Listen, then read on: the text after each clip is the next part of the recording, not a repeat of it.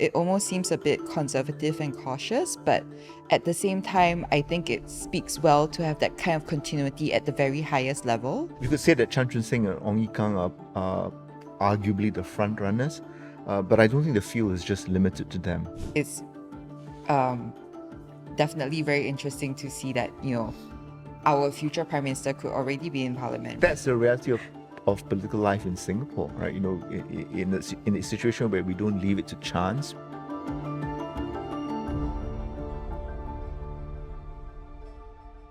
The votes are in, the general election is over, and a new parliament is taking shape. But before we close the chapter on GE 2025, there's just one last thing, and that's the cabinet lineup that was unveiled yesterday. Welcome back to another episode of The Usual Place, and I'm your host, Natasha. Now, today I'm looking at the cabinet changes, and to help me break down the cabinet appointments, I have Law Professor Eugene Tan, who is from SMU, and Nydia, the Managing Director of BowerGroupAsia, a strategic advisory firm. Welcome to the show. Thank you. Thank you. Thank you very much for being here. Was it mayhem yesterday for both of you? Or just me and Nydia? Because we were at Lady Gaga last night, dealing with the changes of the cabinet reshuffle. Eugene, I want to get your thoughts. Was this considered a safe reshuffle, or was this something major for you? Well, it wasn't as extensive as I thought it would be, coming on the back of a strong election performance, right? And normally you would, on the back of a strong election performance, I suppose the Prime Minister could be a bit more adventurous. But really, I think the accent of the changes were really at the junior ministerial level, right? So below the cabinet, so we're talking about SMSs, MOSs, and senior PALSEC. So nine new office holders. And I think it is really the early iteration, of leadership renewal and succession involving the fourth and fifth generation. Nydia, thoughts? I really appreciate your Lady Gaga reference there with me. Yeah, a lot of things collided yesterday. Exactly. No, but I think it was a very, I guess it was unexpected in that it was a very safe choice, it almost seems a bit conservative and cautious, but at the same time, I think it speaks well to have that kind of continuity at the very highest level. So I think, in terms of the companies that I work with, I think a lot of them were very pleased that, a lot of their stakeholders still remain the same, and that, that would ensure not just stability, but also policy continuity when it comes to companies trying to plan or make decisions about their investments in Singapore for the coming years. So essentially, they know who they are working with. And yes, that's the exactly. relationship that's been built. Exactly. Was there one thing about the new cabinet that surprised you?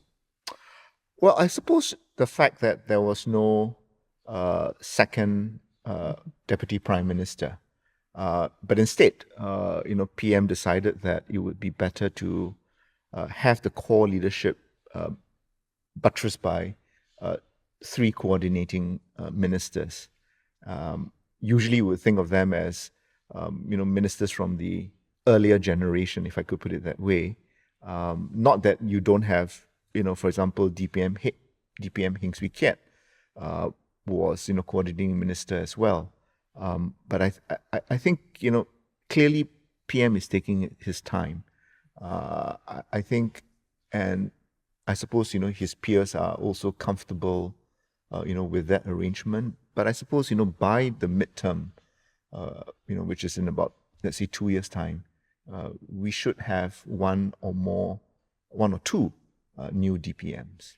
And I think a lot of people talked about this as the surprise, right? Not having two DPMs. But I think, would you be able to break it down about why having two DPMs is a thing? Like, why is it important? Or why are people so hung up over it? Because it's his choice if he just wants to have one. And, yeah, correct. Yeah. It's just that I suppose, it's been a usual practice, for the Prime Minister to have two deputies, right? There's nothing anywhere that says that you must have two. And so PM Wong is obviously breaking that particular trend. But it's also a question, I suppose there's a lot of curiosity and interest because the DPM must be able to step up. Let's say when the Prime Minister is unable to do the job, let's say for illness or whatever, right? So we're talking about a permanent, we're not talking about temporary, when the Prime Minister, for example, is traveling, right? And so it'd be a bit it is a bit unusual if, let's say, PM is taken ill, let's say, touch wood, and then, you have Mr. Gan Kim Yong from the third generation leadership having to step up. But I suppose it's also a question of, people are also interested because they want to know, who would best complement PM, at least where PM's view is concerned. Yeah.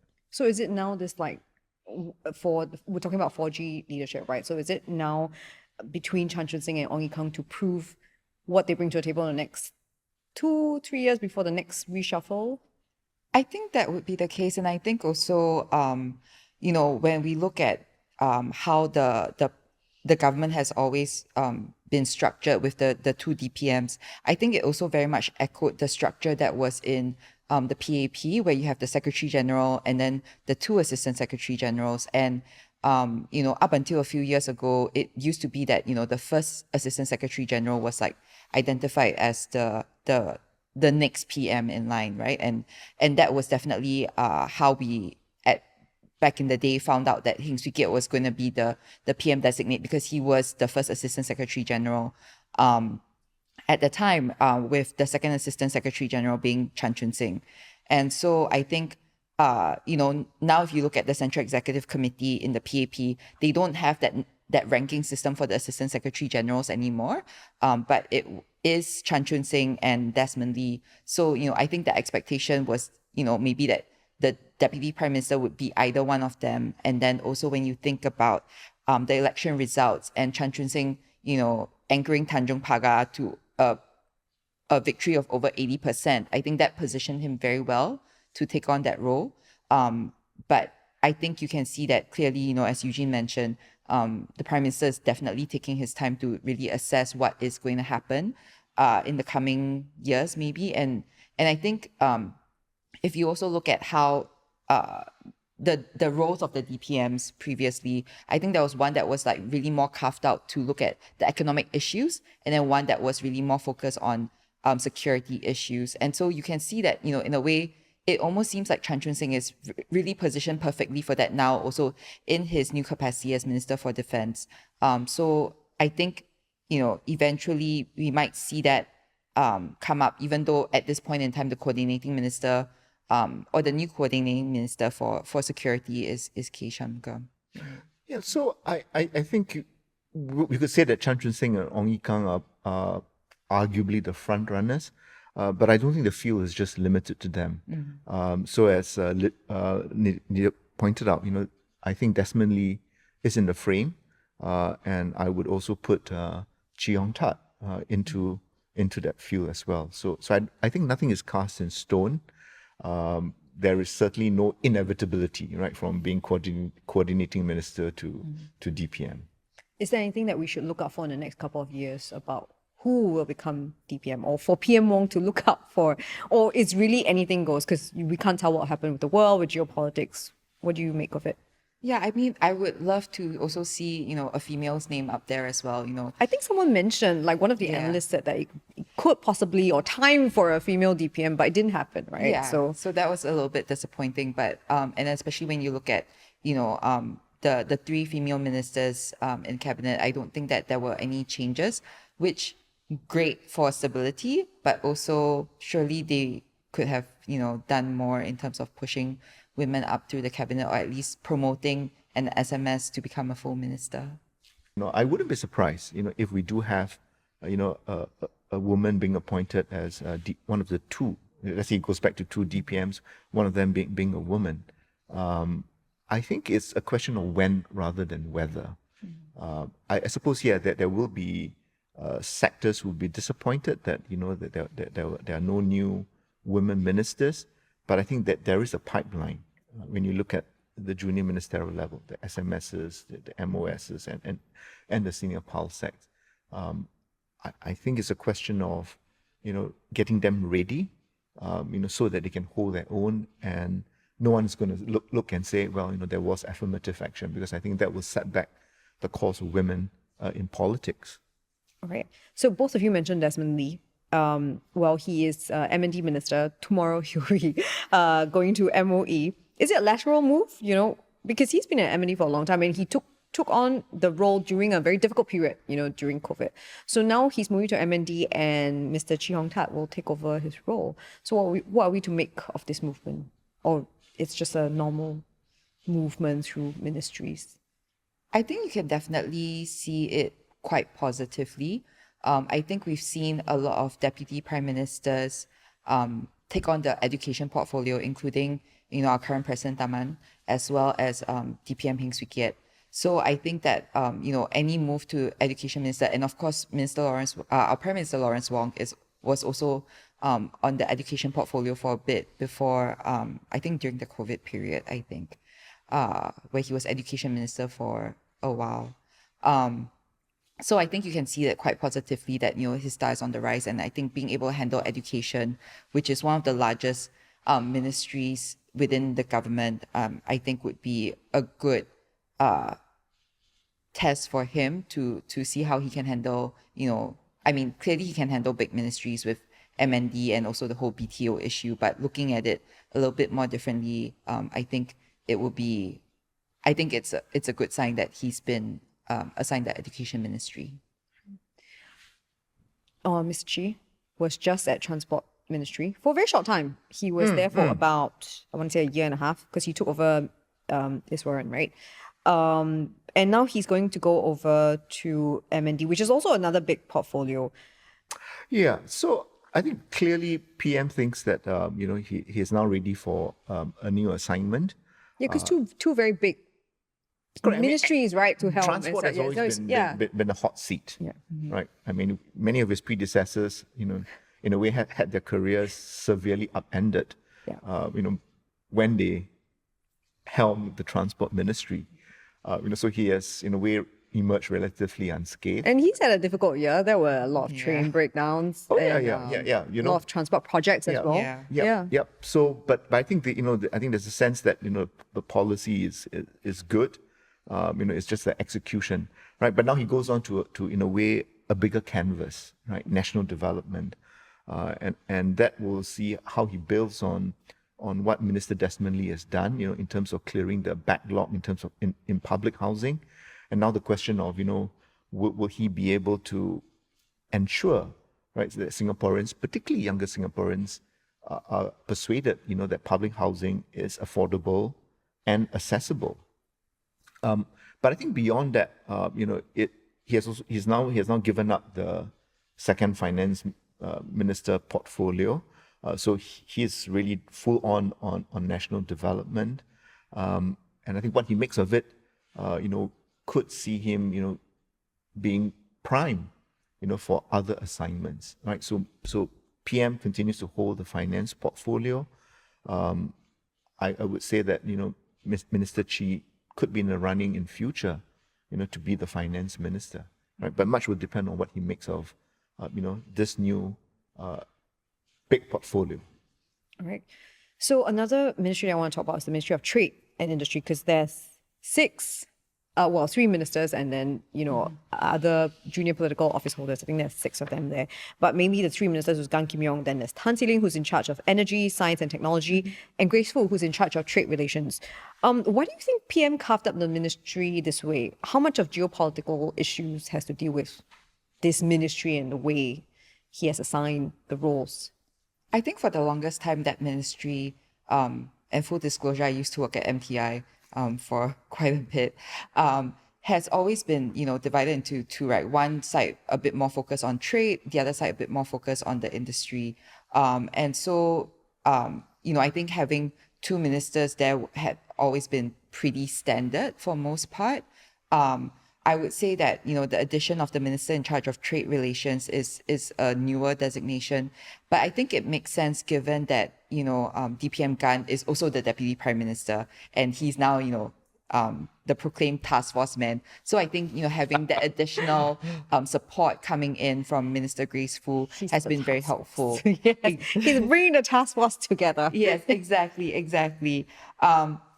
And so in that sense, I think having 3 people kind of makes sense in that way, because it allows, you know, I think it allows him to be able to designate, you know, certain things that events that he needs to go to but can't. And like, for instance, Minister Grace Fu was at Jeju recently for the APEC ministers responsible for trade meeting. And so I think, during that event, she also participated in a lot of sideline meetings, including one for the CPTPP ministers. And I think that's a very important one, given all the external developments that are relate to trade at this point in time. So I think I think, not that I'm biased or anything, I think it makes sense to have that many people in a very important ministry during uncertain times. Yeah, so Natasha, the importance of MTI, the fact that you have 6 political office holders, I think it's a reflection, as Nydia pointed out, of the importance of trade and industry, right? The economy. So even as the focus in a way, has shifted to many other areas, it is important to remember that how well the economy does, will impact upon the ability, to fund other programs, for an aging society, for young families, for marriage and parenthood, among other things. And we could really look at DPM Gun also pretty much as the coordinating minister for economic policies. Exactly. And of course the addition of, Minister Tan Ling to look at energy, science and technology, again, emphasizes, the need, to pay attention to these new areas, right? So whether we're talking about energy security or how we can leverage on science and technology to grow the economy, I think it just shows you the sort of agenda that lies ahead, for the MTI political office holders. In light of, the uncertainty, right, as a result of, the ongoing and rapidly evolving terrorist war, right? But more than that, right, it's also a concern about, how the multilateral framework that Singapore has thrived under, right, since independence, that is also being upended, and how it becomes important for Singapore, to be able to find, new trading arrangements, that will ensure that, the economy continues to hum along for the good of Singapore and Singaporeans. Okay, so this election, GE 2025, saw a lot of new faces, and a lot of these new faces have now, well, not a lot, but 7 of them have been appointed as political office holders by PM Wong. And among the appointees were Mr David Ng and Mr Jeffrey Sell, who will both be acting ministers. And they're also senior ministers of state at other ministries. What does it mean to have an acting minister? Just so that everybody is on the same page about it. So they're not exactly like full ministers. They're not. So their substantive rank, if I could put it that way, as senior ministers of state. But the fact that they are appointed acting minister, right, so in a way they are holding an appointment that is higher than their substantive rank, does signal, PM's confidence that they will be able to get the job done, in those 2 ministries, right? And they are not, in a way, easy ministries, right? We know transport has always been a hot seat, and MCCY, given that there's a bumper crop of new political office holders there, could also signal, that in this stage of Singapore's development, national identity, among other things, right, that come under MCCY, culture, community, and youth, that these are, that it could be time for, a new outlook. And we mustn't forget, PM Wong began his ministerial career, as a minister at MCCY. And we see over the years, this soft side of Singapore, right? What does Singapore stand for? What are its values? What does it mean to live in community despite the differences? Things like multiculturalism, which is a new fangled term in Singapore's political lexicon. Youth, right? The young. How do we get, young people engaged? To have a sense that Singapore, has a future for them. That these are really, I think, some of the key issues that the new political office holders in MCCY, will have to grapple with. About new faces, did you expect this many, or do you expect more new faces to be in the cabinet or with junior political office holders, or was it the right mix? I think if you look at most of the new faces that are appointed political office holders at this point in time, they very much fit the mold of political office holders that come in. You have your senior government officials, you have senior military men, you have the former nominated member of parliament. I think that is very much within that mold of people that have been typically selected to take on this role. There were some newer faces that I thought would also be political office holders. Other former government officials that had left the civil service. But I think for those, I think it's only a matter of time. I'm also a little bit intrigued by the appointments of, for instance, Desmond Chu, who's coming in as Minister of State, because he's been in Parliament for 10 years now, and I'm curious to find out a bit more about what was that trigger, after 10 years of being a backbencher to be brought in to be a political office holder, as well as I think Zulkarnain, who's coming in with MSF, but I think only coming in next year, because I think he needs to probably sort out some things with his current position before he can make that switch over. I'm always curious about what is behind that decision. After you've been a backbencher for a while, to step up. Guess, what would you think it could be? Like, what triggers PM to move someone from the backbench to become a political office holder? Well, obviously they would have excelled, as a backbencher, right? So Desmond Chu also had a role in the labor movement. He was also a mayor. So I would say that these are PM would have assessed them, right? And I think for Zulkarnain, it's also very much about the need to beef up the leadership, where Malay Muslim MPs are concerned. I think that they're a bit thin at the moment with Mr. Maliki retiring. But this is a bumper crop of, if I could put it that way, of people with POH potential, right? And clearly PM is taking advantage of it, right? Giving 9 of them, political appointments. How they do, will determine whether they have a more significant trajectory. But I think the signs are that, many of them will continue to grow, will grow in their roles. So I think it's really, trying to set the scene, for leadership renewal. I think in a way PM is concerned, that time is not really on Singapore's side, right? Because if you look at the 5th generation prime minister, right, he or she will have to be in place, right, as easily as a decade from now.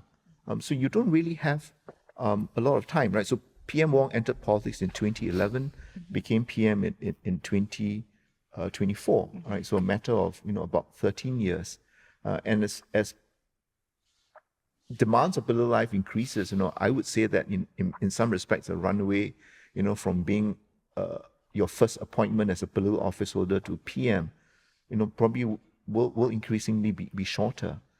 So I think here is the focus. I think, they're not going in a big way yet, but I think it's important to blood, as many of the 5th generation leaders as possible, and that's why you have this mid-career appointments, right? Desmond Chu or Zulkarnain, as examples, and earlier you had Mr. Murali, who was also promoted again, this time to Senior Minister of State. That it is important, to have this constant infusion, right, from both, particularly from the private sector. I think when you lay it out that way, it's definitely very interesting to see that, our future prime minister could already be in parliament, right? He is, he or she is your current minister of state or a possible SMS. Definitely. I think, so I think that's the group that we need to look at very closely, especially for my clients. I would, start encouraging them to cultivate and build these relationships already. Yeah. So some people did not get promoted this round. They remain in their appointments. And newcomers have leapfrogged them into more senior positions. What should we read into this? I wouldn't read too much. I think PM put it very well. Different political office holders, have different runways. They develop at their own pace. And if more time is needed, I don't think it's anything negative. So I would say that I'm not sure leapfrogging, would mean that, someone who didn't get a promotion, is not made for bigger things.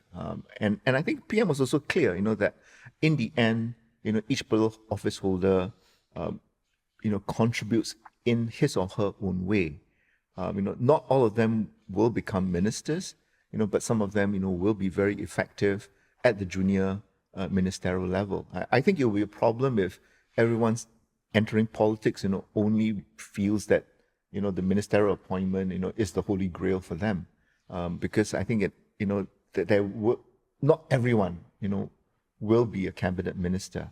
But we also need people at the lower levels of government, to get the job done, to come up with ideas, to implement policies, to work the ground, to get the ground on their side. So you need that multiple layers, multiple levels of ability and talent. So we shouldn't see it as a very linear trajectory. Like if I'm a senior PowSec, then I should move on to MOS immediately, and then SMS, and then it's not that way. It doesn't work it's not that a way. sprint, to put it another Okay. way, that maybe Yeah. sometimes, it is actually a marathon. Yeah, I think if you look at, for instance, some of the promotions that took place this time around, I think Bayam King had been senior parliamentary secretary for a very long time. And so it was great to see that, he finally got some recognition and got promoted up to Minister of State. But, along that same vein too, I think, I guess if you look at, being a political office holder as any regular job, even though it's probably not any kind of regular job at all. But, for instance, if I was, Sim N and I had been Senior Minister of State for about 10 years now, it can be, I guess, a bit demoralizing if you haven't been promoted. But I wouldn't say that, it's but what Eugene said, there are different strengths to different people. And I think that certainly she's carved out a niche for herself in foreign affairs. I think, definitely there's a lot of interest that I see from companies in wanting to engage her to better understand, I think during this period, and given her background, how best to engage with China, for instance, or how to work with ASEAN. There's definitely a lot of interest there to see how, to tap on her insights and her perspectives. And I think she's done very well for herself in that regard. And I think, similarly speaking, I think, Dr. Janil has done really well in his portfolio previously for health and in MDDI, where he kind of also sat at the intersection of health and data. And that, I think, exposed him to a lot of different companies who very much always wanted the chance to hear his insights and hear his views on how they could, better support the government in achieving their objectives. But I think now that, he's in, two entirely new ministries, I think it will also be a good chance to see how he does in those ministries as well. Greater exposure to different aspects of governance, and I think the opportunity is really for him to prove himself at that level too. So I quickly want to touch on people changing portfolios. Everyone's changing portfolios. What am I talking about? I'm talking about acting minister for Muslim affairs, which has changed. So it used to be Mr. Masagos. Now it's Dr. Faishal Ibrahim. He's the acting minister in charge of Muslim affairs now. What should we make of this? Is this something that has come up because of the general election, or why this change for the Muslim affairs minister? I would say a variety of factors. I think clearly, the assessment is that, that there is a need for a change in leadership, and Senior Minister of State Faishal, stepping up. In a way, his stepping up, as the acting minister in charge of Muslim affairs, does point to a gap, in the Malay Muslim leadership in the highest ranks of government, right? With Mr. Maliki's retirement, that leaves, Mr. Masagos as the only cabinet minister from the Malay Muslim community. And so, I think this was the first time ever since the position was created that there will not be that it is not a cabinet minister, right, who is put in charge of Muslim affairs. Now, it's not a negative thing, right? The idea that someone at the junior ministerial level, can get the job done. But I think, it does reflect, that gap, and so I think there will be a lot of focus on developing, the Malay Muslim office holders, and the goal, I suppose, would be by midterm, to have at least one of the junior political office holders, being appointed, to the cabinet. But it's an important stakeholder, right? And obviously, the assessment is, there is a need for change, and because it is important for the government to continue to be able to engage, the Malay Muslim ground, in meaningful and purposeful ways. Labour Chief Ng Chee Meng, he came up yesterday because he was not assigned any role in the cabinet as per his request. Yeah. And Prime Minister Lawrence Wong said at a press conference yesterday that the absence of a Labour chief in the cabinet is a temporary arrangement. What should we make of this teaser, if I can call it that, after public sentiment about Mr. Ng? Like, will we see him in cabinet eventually, or are we going to see another Labour chief in cabinet? Hot takes. It's hard to say. I mean, the way Prime Minister spoke about it yesterday, it seemed to suggest that, he hopes that, given some time, some of the backlash that came about with social media posts about Ng Chee Meng would just die down. And I think also the photo definitely didn't help him. But I would say that, I think just given all the outrage that we've seen coming as a result of, some of the things that he has allegedly done, I think it will be very hard to see him back in government. And I think that while it may be good to, give people some time to maybe let things die down a little bit after the elections and, just maybe have him just huddle down and just do some work quietly. I'm not 100% sure that we'll see him back in government again. I don't know whether he can be appointed in that sense to government given after all the backlash. But at the same time too, I think, he will still be, in his role as Secretary General of NTUC, very much heavily involved in a lot of the government initiatives and policies. He is a member of the Singapore Economic Resilience Task Force. And so, I think that would be a good place for him to show his capabilities and how he can contribute without necessarily being a formal part of the cabinet in that sense.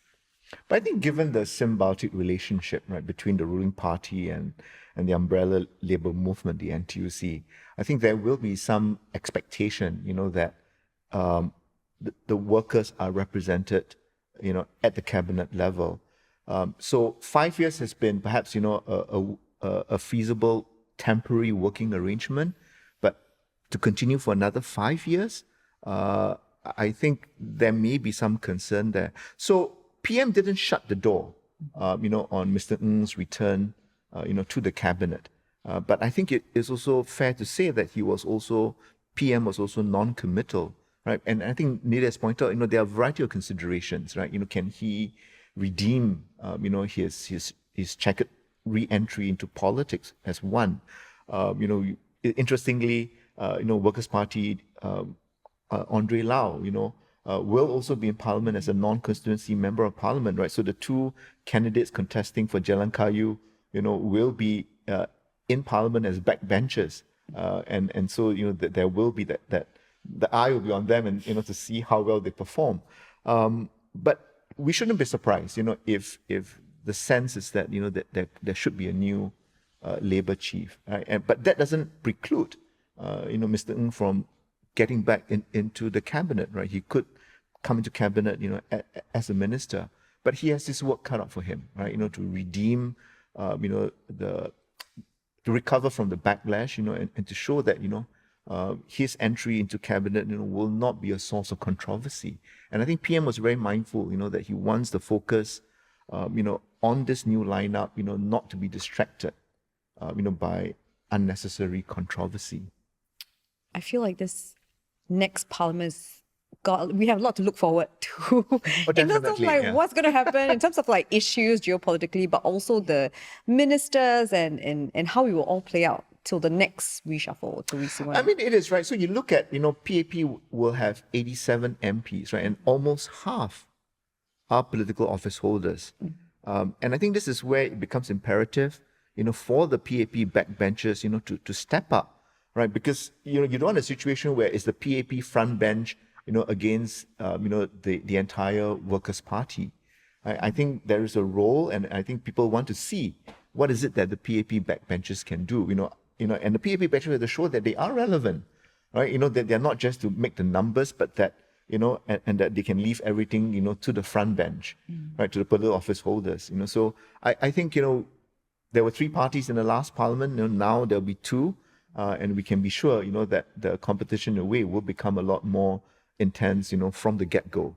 And that's where I think, the government parliamentary committees will be even more important, because that's where, the backbenchers will have the opportunity to actually express their views, ask questions that, I think would be useful to show that, they've done their homework, they've reviewed all these like upcoming legislation that's coming up, and asking the right questions that reflect, the concerns of constituents, in terms of, whether it's cost of living or whether it's accessible housing, I think, or even just, healthcare policies. I think those would be top of mind for Singaporeans in the years to come. Right. So let's round this off by looking at PM Wong's cabinet as a whole. Are there any notable differences and strengths in what this new team brings to the table as compared to like previous cabinets? Well, it's younger, because that's a very obvious. Because you have the retirement of, 4 ministers, and the youngest being 60 years of age, Dr. Maliki. There were no new additions, so I think, the simple math, if I got my math correct, would be that the average age of the cabinet minister, has gone down. So I would say that, I think the 4G renewal is, I think, either at steady state now or even complete, that the focus has shifted, to the 5th generation. I think there may have been surprises mentioned earlier that there were no new promotions where women ministers are concerned. And I think there will also be the focus on minority representation, right? So the promotion of Mr. Murali to Senior Minister of State, I think that, but that we also didn't have any, new Indian woman POH or Malay woman POH. So I think there are these gaps that I'm sure PM and his colleagues, will be working, to address. Because I think it's important, that we have strong representation, from across the communities, not through affirmative action, but through, these individuals, showing that they're equal to the task of holding, these different appointments. So I think, all eyes will be on how, this strongest team, as PM described it, grows from strength to strength. And will he say that, his next cabinet lineup is even stronger than the one that will be sworn into office, tomorrow, Friday? I think it's definitely, you see that the 4G renewal is definitely more or less there already. And now these 4G leaders are going to be the ones that will have to guide the younger 5G leaders, that are the junior political office holders coming up.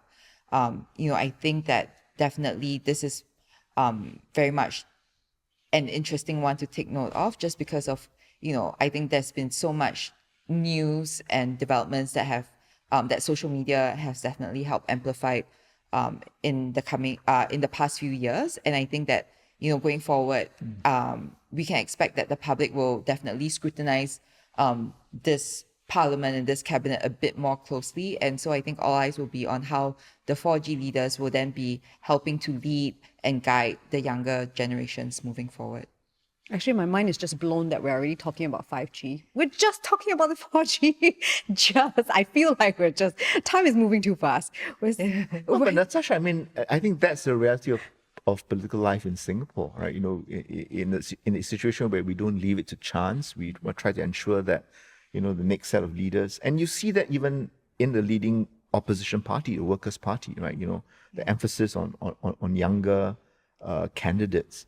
And I think the moment we take our foot off the pedal, right, in terms of renewal, I think that's when, we will have gaps, bigger gaps, and even with that so meticulous preparation, there are still gaps, right? Because there are so much uncertainties in political life, there are the vagaries in politics, so a lot of effort, needs to be put. And I'm, for me at least, assured that we're now focusing on the next generation.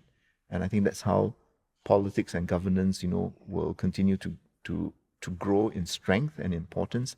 And I think that's good for Singapore and Singaporeans. Yeah, and how crazy is it that, in this, like, last however minutes we've been talking, we've never even once touched on Senior Minister Lee Hsien Loong. And like, who would have thought that would be the case, right? I mean, he does have, portfolios that are relevant and important. He's going to be in charge of, research and innovation. And it seems like, he's mainly taken over or will continue on his portfolio, but it's also a mix of, I think, what Heng Swee Keat used to cover as well. But it's like, we didn't even touch on him at all. He's there, Who he's would there. We have didn't thought forget. that, He's in there. the conversation about, Singapore government and cabinet, that we didn't even talk about, the biggest 3G leader. That But he will play like will we see him in a mentorship kind of role? For sure. For sure, right? Yeah. Yeah. So how do you think his role will be in this cabinet? I think very much, certainly as mentor, but you also saw him during the general election, right? Making very timely interventions, through his campaign speeches, but also, that recognition, he is his own brand, if I could put it that way. But he's mindful that he should let the 4G leaders go about their tasks, but I think, we can certainly see him weigh in, right, on sensitive domestic issues. But his focus, I think, will be very much on the international scene, right? Where over the long course of 40 years in politics at the highest levels, that vast network, that recognition, of who Mr. Lee is, all that, will be assets. So we now have, again, right, that intergenerational cabinet, right? 3G, 4G, and now, the makings of 5G. And this is what makes, government and governance unique, right? The exceptional quality that we need, to ensure that Singapore continues to thrive. On that note, thank you very much for being here. And as Eugene mentioned, the cabinet will be sworn in tomorrow. And that's it from me for today. So if you're watching this episode on YouTube, like, subscribe, or hit the notification bell to get fresh content. And you can also catch The Usual Place on Apple Podcasts, Spotify, or on the ST app. I'll see you next time at The Usual Place.